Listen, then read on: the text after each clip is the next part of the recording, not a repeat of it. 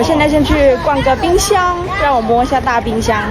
才知道要买哪一种。因为对于我这种爱做饭的人来说，一定要拥有一台好的大的冰箱，这是我一直在想的东西。然后的话呢，因为原本家里那个冰箱就是买了很多年了嘛，我们就想说我们租房子，但是还是需要有一个好冰箱，到时候我们搬回来的时候可以把那个冰箱再带回来。我之前的话是有在网上看了冰箱，有看中一台，就是心里还觉得蛮合适的，但是我们到了实际现场去看了摸了以后，发现它并不是我想要的，就是不管是价格还是它的容量还是它的外表都不合适，所以我们就放弃了。因为在家电城，所以它的品牌还是比较齐全的，我们就真的慢慢的一个个看过去，每个都摸一下看一下，打开看看，里面的空间怎么样。后来看，其实我本来以前是喜欢那种直接是双开门的，就幻想说哎呀自己拥有一个双开门冰箱。后来现在发现双开门其实很小，它里面的门打开，它的抽屉容量就占掉一半了。所以的话，后面我还是看了一些法式的冰箱，就是上面是双开门，下面是抽屉，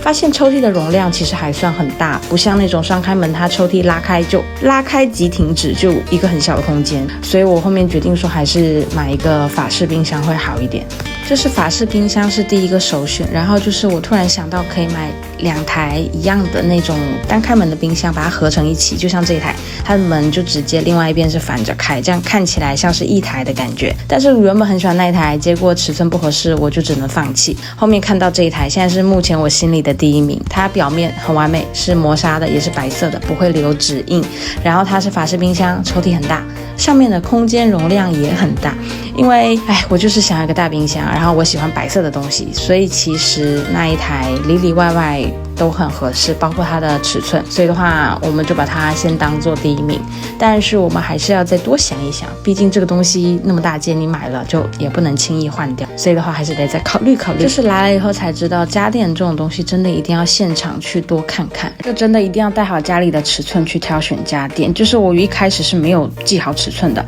然后去了以后呢，就开始幻想以为自己的家里就是面积已经达到了豪宅的程度，然后就开始看各种大件。后来回去以后发现根本就对不上。